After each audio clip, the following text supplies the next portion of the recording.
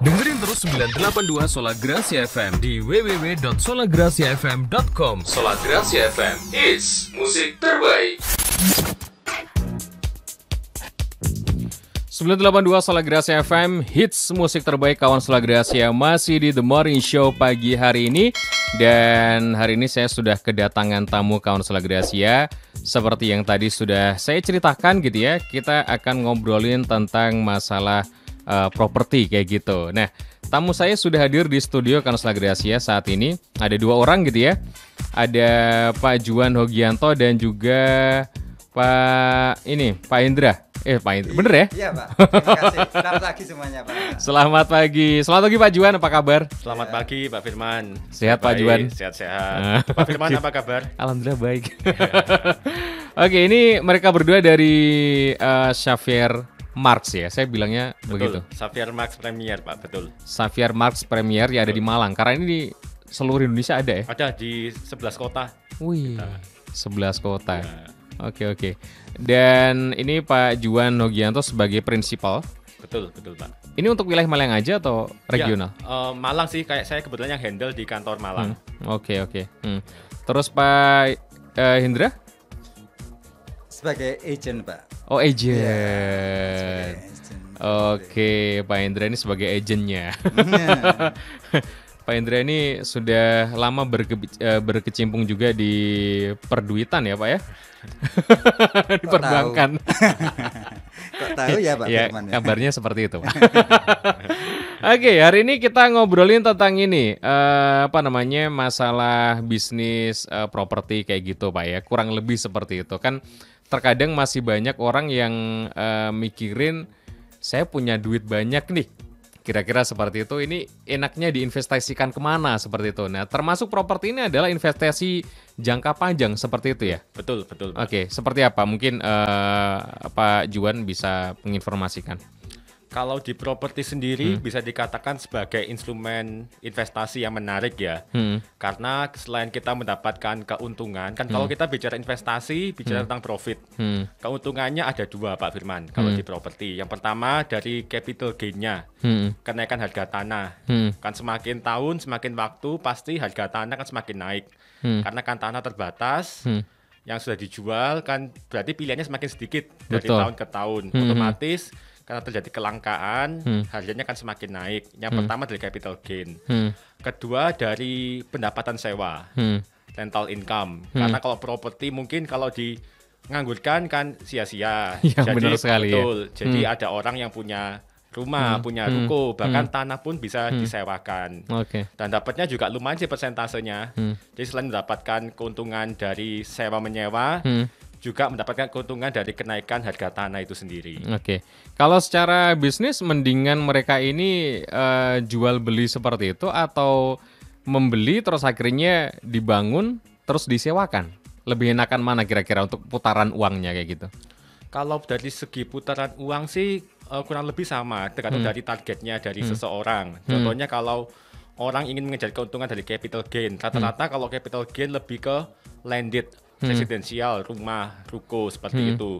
Tapi ada juga orang yang lebih senang investasi ini mengandalkan dari keuntungan sewa. Contohnya seperti apartemen. Apartemen kan setahun bisa 6-8%. Wih, kalau lumayan. dibandingkan betul. Kalau rumah mungkin sekitar 3-4% dari keuntungan sewanya. Tapi kalau capital gain-nya tentu rumah lebih tinggi karena ada faktor tanahnya ya. Tanah kan juga ikut naik. Oke.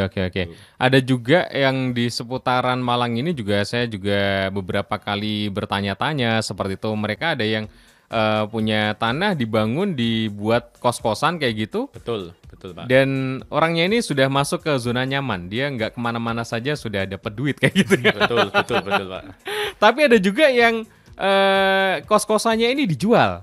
Betul. Seperti itu ya. Iya. Jadi itu mereka ini punya rencana yang berbeda mungkin untuk pemutaran duitnya seperti itu Pak ya. Betul. Jadi ada beberapa kalau nggak cuma di Malang sih, di beberapa kota sekarang kan eranya digital. Iya. Banyak kos-kosan kan yang di manage-nya nggak cuma sebatas konvensional kayak mungkin beberapa tahun yang lalu.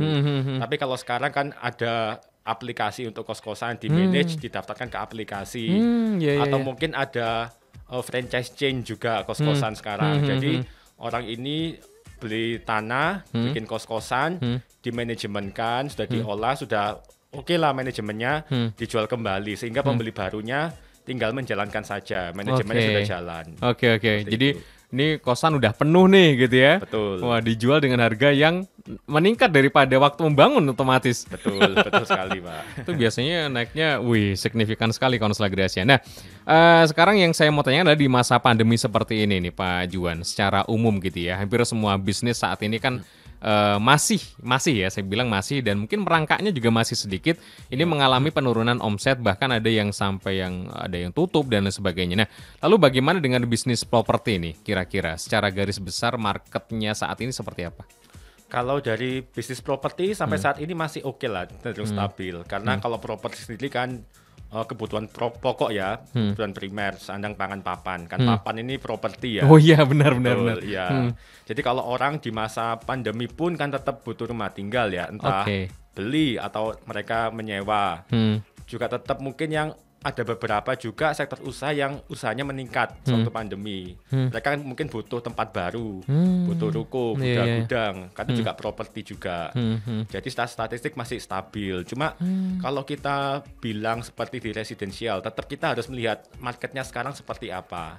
Kan di setiap saat, baik di saat pandemi atau non pandemi, kan pasti market ini berubah. Ada kecenderungan dari pembeli itu minat properti yang seperti apa, di sektor seperti apa. Memang bisa dikatakan nggak semua jenis properti itu meningkat, demand-nya nggak bagus, nggak stabil. Cuma kalau kita lebih pandai untuk menelaah market, seperti sekarang ini, buyer inginnya properti yang seperti apa sih, range harga berapa. Otomatis kalau kita bermain di sekitar itu, ya kita bisa katakan tetap masih stabil. Soalnya contohnya juga seperti ini kalau kita bicara data. Kalau di Xavier Mark sendiri kan ada 53 kantor. Kita compare dengan data tahun lalu ya. Kalau kita melihat maju enggaknya properti, enggaknya kan mungkin dari total penjualan. Nah, kalau kurang lebih kalau di Xavier Mark sendiri secara nasional, total penjualan tahun 2019 kemarin selama 1 tahun itu omsetnya sama di tahun 2020 sampai bulan Juli. Wow. Nah, berarti kan tandanya oke juga tahun ini ya. Oke, ya benar-benar. Ya, masih meningkat ya. masih Jadi meningkat. dari tahun lalu selama 1 tahun itu ya perbandingannya. Selama setahun. Dan ini bisa ditutup di tahun ini sampai bulan Juli saja. Bulan Juli aja. Sisanya kelebihannya berarti. Oke, ini keren sekali Konselor Gracia. Artinya meskipun dalam kondisi seperti ini gitu ya, properti ternyata masih jalan. Tapi sektornya yang berbeda untuk yang dijual kayak gitu ya. Betul. Ya. Sedikit berbeda daripada tahun yang lalu. Iya, di saat apapun kan kita harus penyesuaian market ya. Betul. Tiap tahun meskipun nggak ada pandemi kan market terus berjalan dan berubah. Ya, kita harus mengamati market saat ini trennya seperti apa. Nah, Pak Hendra, yang ngantri sekarang orang yang mau jual atau yang beli Pak Hendra? Sementara ini kayaknya lebih banyak yang jual ya Pak. Oh gitu ya. banyak yang jual Pak Firman karena kebutuhan juga ya kayaknya gitu. Terus tapi nggak menutup kemungkinan yang cari kontrakan juga banyak, sewa juga banyak saat ini. Gitu. Iya. Yang sewa pun juga banyak ya? Yang sewa banyak gitu. Jadi dengan kondisi market yang saat ini agak menurun kayaknya ya secara tanda kutip ada sedikit penurunan gitu, tapi mereka tetap harus hidup kan Pak. Betul. Nah, dengan itu dia butuh masihan.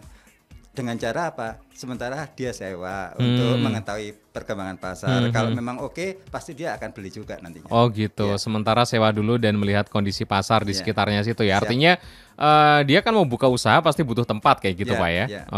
Jadi tempatnya disewa dulu nih gitu ya. Kalau usahanya makin berkembang, makin maju, tempatnya dibeli sekalian gitu. Betul, nah, Pak. ini di Xavier juga melayani pelayanan semacam itu, Pak Juan? Iya, kita jual, beli, sewa, kita handle juga kerjasama dengan banyak bank juga. Jadi KPR pun dan perkreditan bank kita bisa bantu. Oh gitu, semuanya ya? Semuanya. Jadi kalau diserahkan ke kita, bereslah nanti mulai A sampai Z-nya nanti. Gitu. Nih buat Konselor Gracia yang punya modal nih ya, atau punya duit berlebih gitu ya, ini investasi yang masuk akal dan paling apa ya, paling signifikan hasilnya kalau misalkan ini nggak usah nunggu 1 tahun Pak ya, kalau untuk di properti ini. Nggak harus, anytime lah. Anytime lah ya, bisa langsung naik ya. Bisa. Oke, terima kasih ada Mas Andri atau Pak Andri ini ya. Ini mau bertanya nih Pak Juan. Oke, kira-kira modal awal di properti itu ketika mereka ini mau menjadi seorang ya pokoknya investasi lah ya. Itu minimal berapa kira-kira, Pak? Minimal ya. Dia tanya ya. Kalau dibilang minimal sih nggak ada patokan fixnya ya. Kalau kita bicara menjadi seorang flipper, umpama flipper ini orang yang beli properti untuk dijual lagi dalam waktu yang cepat. Iya. Ada orang yang mungkin beli rumah yang butuh renovasi, direnovasi jadi lebih bagus, dijual lagi. Mungkin seperti itu flipper. Itu yang paling cepat ya itu perputarannya ya? Kalau kita ada barang yang mungkin harganya di bawah pasar, kita bisa kayak meredesain lagi, jual lagi, untungnya juga oke lah, bisa dikatakan bagus juga keuntungannya. Tapi kalau kembali ke pertanyaan berapa modal harus disiapkan, itu bervariasi. Contohnya kalau di Malang sendiri, kita bicara konteks Malang. Konteks Malang ya. Ada, kalau kita mau beli rumah yang landed, itu ada rumah seperti rumah subsidi contohnya, itu kan start dari 100 jutaan, itu bisa kalau mau ambil jenis properti seperti itu. Atau mungkin rumah-rumah residensial sendiri kan beragam ya harganya ya, dari 500 juta, 200 juta, 1M, 1M ke atas, ada apartemennya 400 jutaan gitu. Jadi kalau Pak Andri ingin menjadi seorang flipper atau beli properti seperti rumah start 100 jutaan tuh bisa. Itu yang pertama kalau mau bisnis properti ya. Kalau kedua sendiri sebenarnya ada sektor lain. Contohnya seperti menjadi bisnis agent properti, itu juga bisa. Bisa juga ya. Bisa juga. Kalau bisnis agent properti sendiri mungkin ini lebih fleksibel juga dari segi modal ya, karena nggak perlu modal yang terlalu besar ratusan juta, tapi kita juga bisa memenuhi keinginan kita untuk belajar tentang properti. Karena di bisnis properti sendiri kan kita nanti dilatih menjadi properti consultant, contohnya properti consultant, sehingga kita nanti nextnya jika ingin jual beli properti kita sudah tahu keadaan market seperti apa. Ya, jadi itu lebih sederhana, artinya kalau dia mau mulai bisnis di bidang ini, jadi seorang agent aja bisa gitu ya? Betul, agent tapi yang tersertifikasi. Oh iya, benar. Supaya dipercaya sama orang juga. Betul, ya. Dan untuk di Xavier sendiri ini apa ya? Mulai dari yang tadi rumah yang perlu direnovasi, itu juga ada saat ini. Kita semua jenis properti kok jualnya. Oh gitu, artinya kalau mau ada orang nih punya duit, mau cari di Xavier, ini pasti akan, ini ada nih, gini. Pak, disesuaikan juga sama budget sama keinginannya nanti sasarannya capital gain atau rental income, daerah mana, nanti kita tanya kebutuhannya seperti apa, kita bisa menyesuaikan, memberikan produk yang sesuai dengan keinginan. Seperti itu ya Pak Andri. Mungkin Anda mau langsung nanti hubungi Pak Juan aja boleh, atau Pak Hindra. Nah ini jika ingin mengawali sebuah bisnis di properti untuk saat ini, apakah tepat atau ditunda dulu nih kira-kira Pak Juan? Lantas jika harus dilakukan sekarang, misalnya modal sudah ada gitu ya, dan ingin terjun di masa pandemi seperti ini, yang harus dilakukan pertama itu apa? Kalau bicara modalnya sudah ada, modal ini sendiri kan bisa berarti modal dananya gitu ya, atau sampai setanahnya, lahannya juga sudah ada.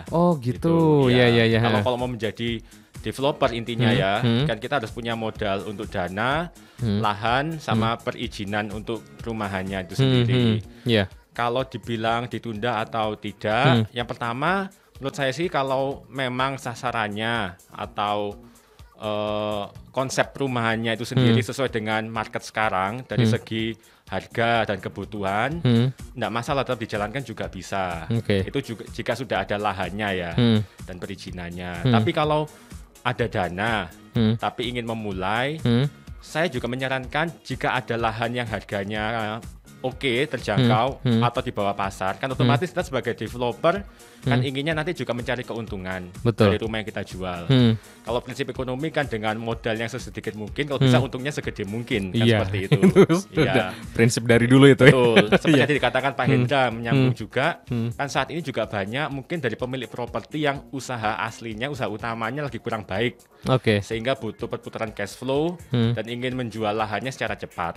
Nah ini juga mungkin opportunity juga, kesempatan buat Bapak Ibu juga yang ingin memulai bisnis properti.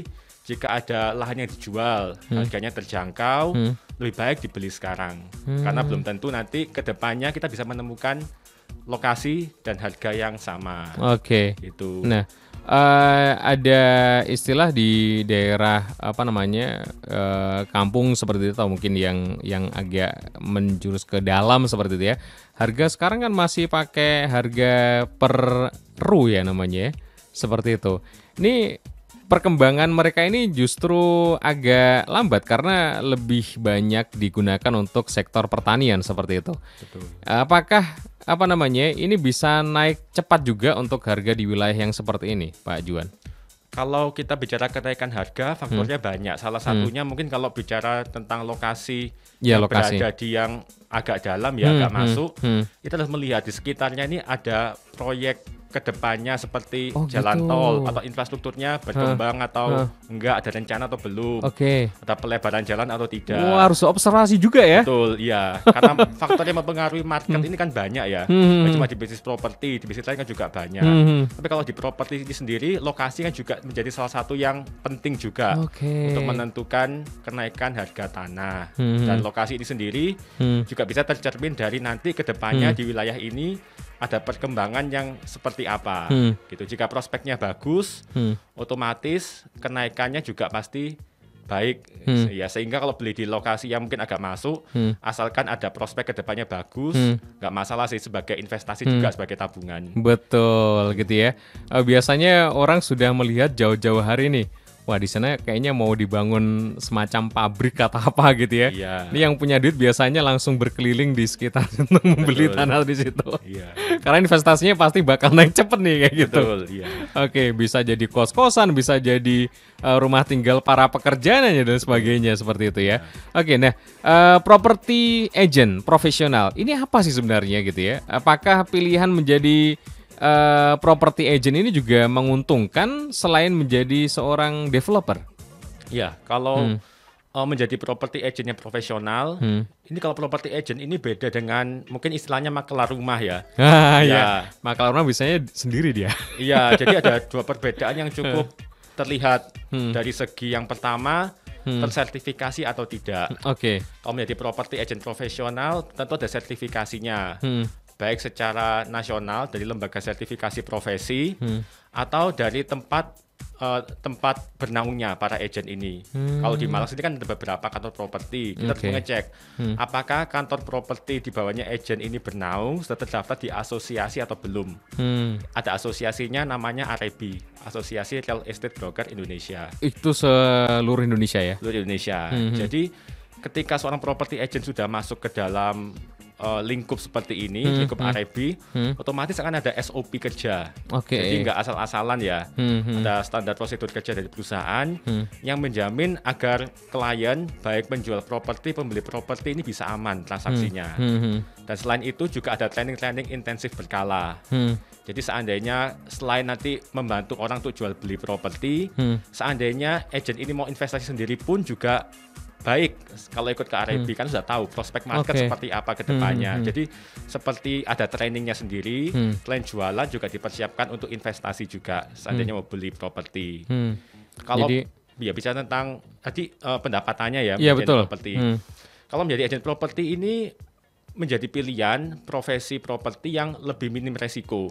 Oh gitu. Iya, kita compare dengan mungkin sebagai developer properti. Developer properti kan butuh lahan yang relatif besar. Iya. Mungkin modalnya bisa dari modal sendiri atau mungkin modal pinjaman kredit dari bank sendiri. Iya benar. Ada resiko juga. Kalau laku ya berarti untungnya banyak. Tapi ada kemungkinan kalau propertinya mungkin kurang berjalan proyeknya, otomatis kan sudah keluar biaya, nggak dapat pemasukan, bunga di bank berjalan, kan rugi. Seperti itu. Kalau agen properti modalnya pasti tetap butuh modal ya. Karena agen properti kan juga butuh modal iklan juga. Kalau sekarang sih rata-rata kantor properti, Savermax atau brand-brand lain, sistemnya lebih ke partnership. Partnership, jadi kita yang memadai untuk izinnya, kita support marketing tools, tapi marketing juga diharapkan juga mempunyai modal untuk promosinya masing-masing. Oh gitu. Baik melalui sosial media kan sekarang digital pemasaran juga bagus. Mungkin melalui digital atau offline. Dan lebih minim resiko karena relatif cuma biaya promosi, biaya bensin, biaya pulsa. Itu marketingnya sendiri ya? Marketingnya, iya. Jadi Kalau ada transaksi closing berhasil membantu orang jual dan beli properti dapat commission. Jadi patokannya kalau agent properti ini based on commission. Komisinya pun gede. Iya benar. Ya lumayan lah dapatnya. Jadi kalau mau alternatif pekerjaan properti selain menjadi developer atau flipper, bisa menjadi agent properti karena modalnya lebih minim resiko lah seperti itu. Nah, hubungannya agent properti kayak si Xavier misalnya gitu ya, dengan developer ini apa? Mitra kah atau seperti apa? Kalau sekarang sih agent properti sudah ini ya lebih modern lagi ya, mungkin nggak seperti beberapa tahun ke belakang. Iya benar. Rata-rata developer besar, nggak cuma di Malang, Jawa Timur, di Indonesia, mereka menjadi mitra dengan agent properti. Karena beberapa developer ini sudah mulai mempertimbangkan kalau mempunyai perusahaan kan pasti harus mementingkan efektivitas juga pengeluaran cost-nya mereka bagaimana. Ada beberapa developer yang mulai berevolusi ya cara marketingnya ya. Gak cuma mengandalkan marketing in-house, karyawan tetap sebagai marketing, tapi lebih mengalihkan strategi pemasaran mereka ke agent properti. Kenapa? Karena pertama agent properti ini mempunyai pengetahuan untuk meng-compare. Karena pasti kita akan handle beberapa produk. Beda dengan marketing in-house yang mungkin fokus kepada satu produk. Kita ada menghandle beberapa produk sehingga kita bisa memberikan insight. Kenapa harus menjual harga segini di proyeknya Bapak? Karena proyek tetangga jualnya harga segini dengan fasilitas seperti ini. Yang pertama. Yang kedua, di agent property ini sebagai developer merasa akan lebih efektif pengeluarannya. Karena kalau tidak ada penjualan, mereka otomatis nggak perlu keluar komisi. Oh gitu. Betul. Artinya iklan dan sebagainya sudah tanggungannya marketing dari agent properti ini ya. Betul. Tapi developer biasanya memberikan basicnya ya. Jadi basic kayak raw materialnya, foto-foto projectnya seperti apa, price list seperti apa. Nanti kalau di agent property mereka akan mendesain sendiri, bikin brosurnya yang bagus gimana. Kalau sekarang ini lebih ke digitalnya sih seperti apa, kita akan mengedit seperti itu. Iya, jadi dibandingkan dengan umpama ada karyawan in-house yang marketing in-house, kan otomatis ada fixed income per bulannya, baik ada penjualan atau tidak. Tapi di agent property ini lebih fleksibel, kalau ada penjualan baru keluar biaya. Iya betul. Ya. Tadi kan sempat ngobrol sama Pak Indra gitu ya, meskipun developer ini masih punya lahan saja gitu ya, artinya kayak semacam ya ini gambaran bangunan saja gitu, dan mungkin bahkan tidak ada display. Apakah sudah bisa dijual, Pak? Kak, bisa selama ada konsep yang jelas, legalitasnya jelas, perizinannya jelas. Kita sebagai agent property bisa menjalankan. Memang itu kan pengaruh ke visual ya, seperti rumah contoh. Mungkin ada beberapa developer ngasih rumah contoh di lokasi. Tapi kalau kita di agent property sendiri, dari segi pemasaran, seandainya tidak ada rumah contoh, itu pun kita tetap bisa jalan. Asalkan legalitasnya sudah beres ya, perizinan sudah beres. Karena tanggung jawab developer ke konsumen juga, agent ke konsumen. Jadi memberikan produk yang benar-benar safe ke mereka.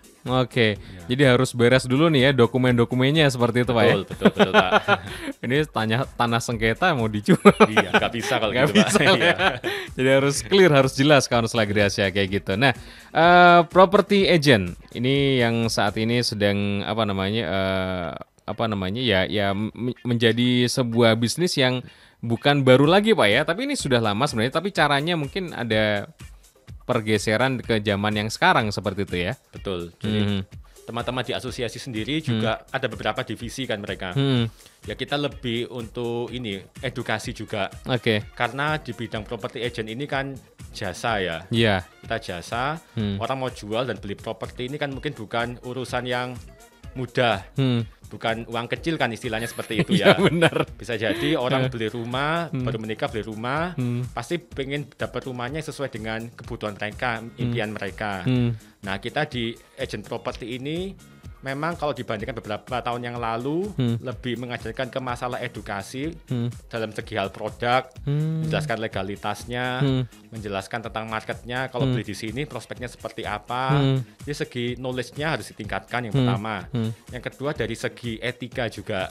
Ya, jadi kita ada SOP kerja yang agar agent property ini tidak merugikan baik penjual maupun pembeli. Oh gitu. Jadi ada etika kerja harus ditaati sehingga orang menggunakan jasa agent properti kan keinginannya lebih dipermudah daripada harus jual sendiri atau keliling sendiri cari rumah. Betul ya, harapannya dengan etika yang baik, dengan prosedur kerja yang baik, penjual dan pembeli ini bisa safe dan lebih puas lah. Lebih terbantu dengan adanya agent properti. Oke. Pak Juan, kantornya di mana, Pak? Kalau kantornya Safirmas Premier ini di Jalan Sunardio Sudarmo, nomor 31F. Itu di Ruko? Di Ruko. Oh, mungkin yang tahu di traffic light ya, kalau ke kanan ke arah Raya Sulfat, kita di sana. Sebelumnya traffic light. Oh, iya tahu. Sebelumnya traffic light. Ya. Oke. Jadi di Google Maps sudah ada yang jelas ada, ya. Google Maps ada. Oke, bagaimana tahapan memasarkan properti dengan baik nih Pak Juan? Sejak kapan orang ini bisa memulai seperti itu ya? Properti ini sudah bisa dipasarkan itu sejak kapan seperti itu?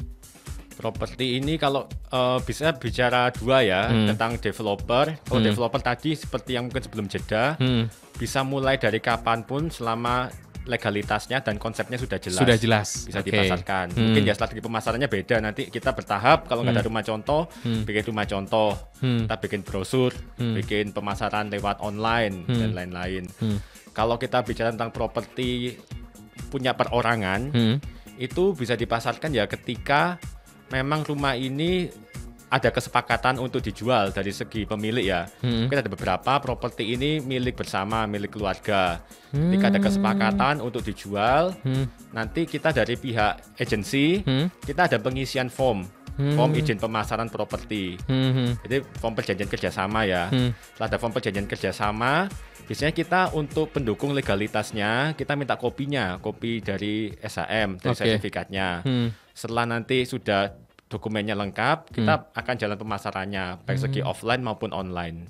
Gitu. Artinya perlu persetujuan dari semua pihak kalau misalkan rumah ini adalah rumah waris kayak gitu. Betul, ya. Untuk menghindari nanti ada sengketa ke belakangnya ya. Kalau rumah waris kan bisa jadi, kalau rumah waris kan pemiliknya ada lebih dari satu. Hindari ada pihak yang tidak setuju. Nah, kita kan sebagai dari ilmu dari agent properti sendiri kan untuk mengutamakan kenyamanan juga.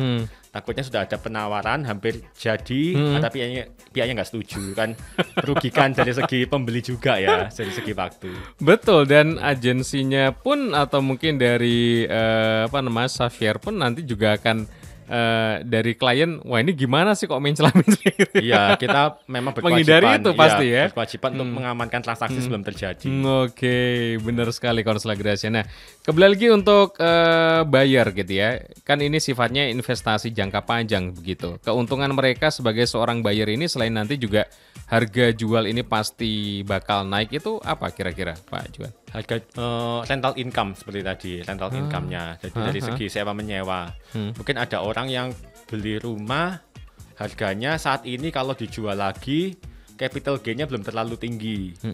Mungkin orang ini masih menunggu waktu, mungkin beberapa tahun lagi kenaikannya lebih tinggi lagi baru dijual.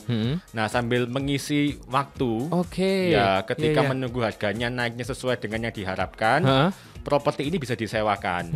Jadi dapatnya double. Nanti mungkin 2-3 tahun lagi, 5 tahun lagi dijual. Peningkatannya sekian, 50%, 30%. Nah, di saat properti ini belum dijual, ada orang yang menyewa sehingga tetap dapat pendapatan dari sewa menyewa. Terkadang saya melihat, mungkin di tempat saya sendiri di Blitar gitu ya Pak Juan ya. Ini ada beberapa rumah itu yang rumputnya tuh sampai tinggi-tinggi gitu. Padahal itu di lokasinya itu tidak jauh dari perkotaan begitu. Nah, saya melihatnya tuh kok miris ya. Iya betul. Kalau memang kenapa kok nggak disewakan gitu loh maksudnya? Iya. Ada orang yang beli properti bilang kalau properti ini rugi, kalau nyari penyewa susah. Nah itu kembali lagi. Tergantung kita merawat properti ini seperti apa. Oh gitu. Seperti kalau kita dari segi konsumen ya, kita mau menyewa rumah kan kita pasti harapannya rumah yang baik, bagus, ya siap pakai, tinggal masuk aja. Nah ini kalau properti ini memang kan investasi juga. Memang kalau kita diam aja harga tanah naik ya, dapat income. Tapi kalau kita ingin sewa menyewa, kita harus juga istilahnya merawat rumah ini lah. Rumah ini, ruko ini, gedung ini gitu. Sehingga kalau ada menawarkan ke orang-orang, menawarkan ke publik secara luas, orang ini tertarik karena properti sendiri kan ada keindahan visual ya. Betul. Ya, orang pertama kali lihat properti mungkin dari foto aja bisa tertarik untuk visit ke lokasi. Oke. Nah, kita bagaimana sebagai pemilik properti juga harus merawat properti kita. Sehingga kalau kita memasarkan bisa laku, terjual atau tersewa dengan cepat. Jadi view-nya tuh harus bagus dulu ya. Iya. Tapi kalau kondisi catnya sudah nggak karu-karuan gitu ya, terus habis itu yang saya bicarakan tadi kayak rumputnya udah tinggi-tinggi, terus dia mau foto ini orang juga udah kondisinya kayak gini ya. Iya. Jangan-jangan bangunannya udah parah nih yang di dalam. Iya, karena menyewakan properti kan juga bisnis ya. Bisnis. Namanya bisnis kan juga butuh usaha, butuh effort. Nah, salah satu usahanya kalau menyewakan properti kita harus merawat properti kita. Ya rumputnya dipotong, dicat kembali. Kalau ada kerusakan kita renovasi, ada bocor kita perbaiki. Seperti itu sih. Soalnya itu banyak Pak di Blitar nih, terus terang ini kok nganggur itu melihatnya tuh kayak aduh gimana, gak jauh-jauh nih di sebelah ini juga banyak. Oke. Terima kasih Pak Juan yang sudah hadir di studio Solagrasi FM gitu ya. Mungkin sedikit tentang Xavier Marx ini, konsepnya itu seperti apa, mungkin kalau Solagrasi pengen tahu juga seperti itu. Siapa tahu nanti dari sini ada teman-teman yang ingin langsung ke sana seperti itu. Ya, silakan diinfokan Pak Juan. Ya, kalau alamatnya di Xavier Marx sendiri di Jalan Sunan Dalem Sudarmo 31F. Ada sosial medianya? Ada sosial medianya di Instagram itu @xmarks xmarks.premier PREMIER itu.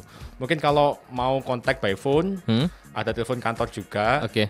Di 0341 474 990.